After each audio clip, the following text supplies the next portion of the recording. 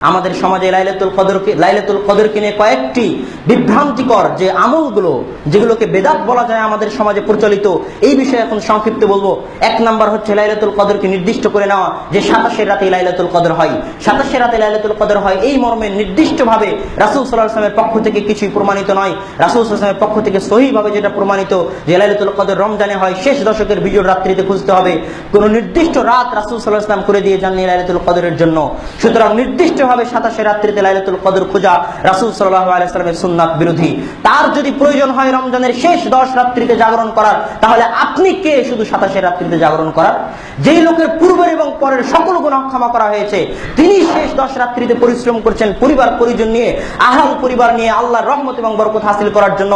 তাহলে আপনি কোন লাট সাহেব, কোন ক্ষমতাবান পুরুষ যে শুধুমাত্র 27 রাত্রি জাগরণ করে আল্লাহর রহমত পেতে চান? আপনাকে পরিশ্রম করতে হবে।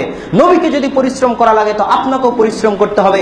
রমজানের শেষ 10 রাত্রিতে কঠোর এবং কঠিন পরিশ্রম করতে হবে। লাইলাতুল কদর রাত্রিতে জাগরণের নামে বাংলাদেশের বিভিন্ন প্রান্তে বিভিন্ন মসজিদে ওয়াজ মাহফিল, খাওয়া দাওয়ার আয়োজন, বক্তব্য বা ল্যাপটপ কম্পিউটারের বক্তব্য বলেন, আর আয়োজনের মাধ্যমে বক্তব্য বলেন, খাওয়া দাওয়ার আয়োজন বলেন, সবই থাকে। এগুলো সবই লাইলাতুল কদরের নামে লাইলাতুল কদরের সাথে ছেলে খেলামো, লাইলাতুল কদরের সাথে ঠাট্টা, লাইলাতুল কদরের সাথে টিটকারি। লাইলাতুল কদরে এই জাতীয় আমল রাসূল সাল্লাল্লাহু আলাইহি ওয়াসাল্লামের পক্ষ থেকে প্রমাণিত নয়। তিনি পরিবার পরিজন সহ জাগতেন, বাড়িতে জাগতেন, জনগণকে সাথে নিয়ে মসজিদে হই হুল্লোড় করার মাধ্যমে, খাওয়া দাওয়ার আয়োজনের মাধ্যমে। পিকনিকের নাম লাইলাতুল কদর নয়। কদর সম্পর্কে আমাদের মনে কয়েকটা প্রশ্ন থাকে। এক নাম্বার প্রশ্ন যে আজকে আমি এখানে 21 রাত জাগরণ করছি, তো সৌদি আরবে ওই দিন 22 রাত।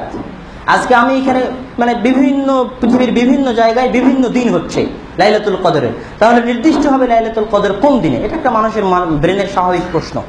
এই প্রশ্নের জবাবটা আমি দিচ্ছি, আপনি খুব ভালোভাবে শুনে রাখেন যে এই প্রশ্নটা তখনই মানুষের ব্রেনে সৃষ্টি হয়, তখনই মানুষের মনের মধ্যে সৃষ্টি হয় যখন সে আল্লাহ সুবহানাহু ওয়া তাআলা এবং ফেরেশতাদের ওই জগৎকে, আসমানের ওই জগৎকে দুনিয়ার সাথে তুলনা করে।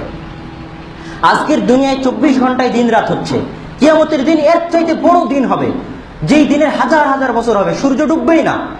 তো আপনার এখানে 24 ঘন্টা দিন রাত হচ্ছে, তো আল্লাহ সুবহানাহু ওয়া তাআলা বা ফেরেশতাগণ যে আসমান, ওখানেও যে 24 ঘন্টা দিন রাত হচ্ছে, এটা নয়। এই যে ওই জগৎকে আপনার দুনিয়ার জগতের সাথে কিয়াস করা, ওই জগৎকে এই জগতের সাথে মেনে নেওয়া, মনে করা, তখনই মাথায় এই প্রশ্ন হয়। হয়তোবা আপনার এখানে যেটা 24 ঘন্টায় দিন রাত হচ্ছে, সেটা ওখানে এক এক মিনিট, এক এক সেকেন্ড বা কোনো হিসাবই নাই। সূর্য তো এখানে ওঠে, ওখানে ওঠে না, রাত তো এখানে হয়, ওখানে হয় না। তো ওই জগৎকে দুনিয়ার জগতের সাথে তুলনা করার মাধ্যমে এই প্রশ্নটা মানুষের বিবেকে জাগ্রত হয়। আর আরেকটা জবাব অনেক মুহাদ্দিসিন ইকরাম দিয়েছেন যে একটা পানি যখন এক জায়গা থেকে গড়ে, তখন যে পদ্মার যে জায়গা থেকে উৎপন্ন হয়েছে পদ্মা, ওখান থেকে যখন পানিটা গড়ছে, তখন ভারত হয়ে, পাটনা হয়ে, বাংলাদেশে আরো জায়গায় জায়গায় যাচ্ছে। তো লাইলাতুল কদর শুরু হয়, কথা বুঝতে পারেন, 24 ঘন্টায় ওটা অবতীর্ণ হতে থাকে। 24 ঘন্টার মধ্যে সারা দুনিয়াতে লাইলাতুল কদরের ওই এটা জারি থাকে। তো সবচেয়ে সুন্দর জবাব হচ্ছে প্রথমটা, যে আপনি ওই জগৎকে এই জগতের সাথে তুলনা করছেন, যেই জগতে লাওহে মাহফুজ থেকে কোরআন সামায়ের দুনিয়া নিচের আসমানে নেমে এসেছে, ওই জগতেও যে 24 ঘন্টা রাত দিন হয়, কে বলেছে? আমার এখানে, আপনার এখানে 24 ঘন্টায় রাত দিন হচ্ছে। আর আরেকটা প্রশ্ন যেটা আমার এবং আপনার মাথায় থাকে, কদর, তাকদীর নির্ধারণ করা, যে তাকদীর যদি নির্ধারিত হয়ে যায় তাহলে আমল করার কি দরকার? অনেকের মাথায় কিন্তু এই প্রশ্ন থাকে। আজকে আমি এই বিষয়ে দুটো সুন্দর কথা বলবো, মনে রাখবেন যে তাকদীর হচ্ছে আল্লাহ সুবহানাহু ওয়া তাআলার ইলম বা জ্ঞান।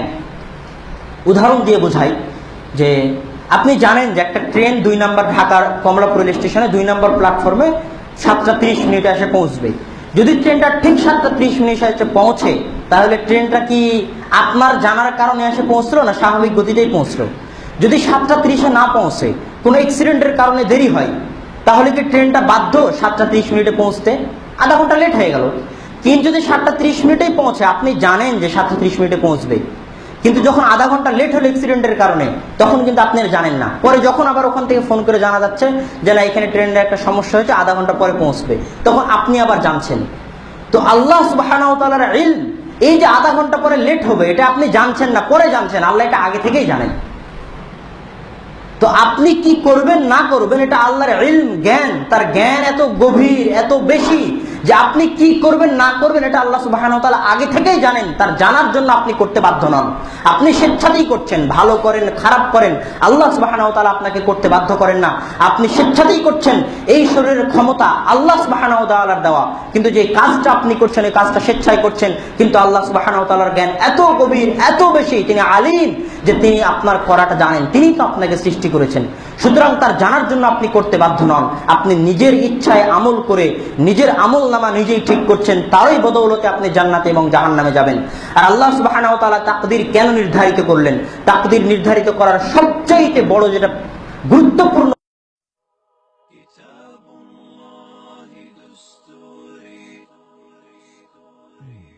كتاب الله دستوري وخير الخلق أسوتي